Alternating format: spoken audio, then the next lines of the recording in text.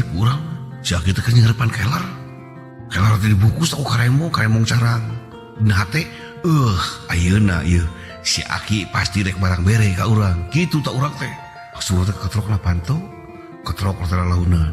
Assalamualaikum. Waalaikumsalam. Yapkan dia cu langsung tangan urang teh tegas kitu teh pikir naon ki agentraan ka abdi kieu Aki direk minta tulung ka incu mohon mangga ki sakadahna abdi ngabaktos ka Aki pikir naon ki kieu Aki teh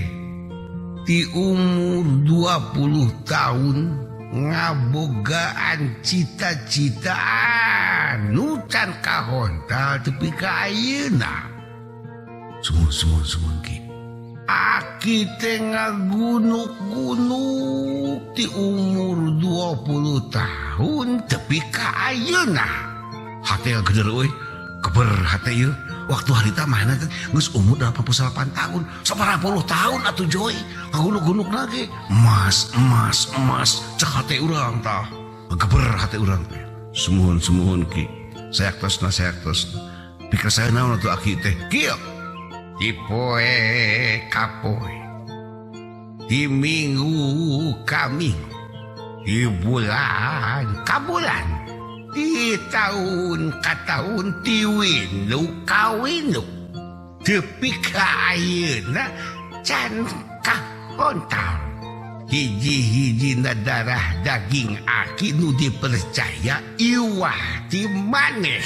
alhamdulillahirabbil alamin boga urang teh euy bagi atoh aing harta ka aing sakitu Joy euy hekeun lah sia tah geus kitu teh mohon Aki mangga sangamkeun ka abdi bari nyukeun tulung naon atuh Aki teh abdi tiasa kajalankeunana ki abdi tiasa amanah ki abdi tiasa ngalaksanakeunana ki beri atuh nah kieu Aki teh ngabogaan cita-cita anu can laksana tah ieu barangna dina jero keler naon eta teh Aki pami abdi tiasa terang kelah sakedeung dibuka tah ku si Aki brai teh dibuka euy naon ki eta cenah teh tah ieu teh kulit nu digunuk-gunuk ku Aki ti umur 20 tahun teh pikeun ka ayeuna kulit naon teh ki apaan Aki teh mantan tukang nyunatan deureun tiap Aki nyunatan kulupna teh diteundeun ku Aki karena keler tah ieu hasilna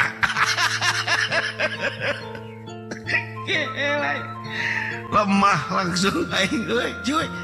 panganturkeun ieu barang ka tukang ngaput bejakeun cek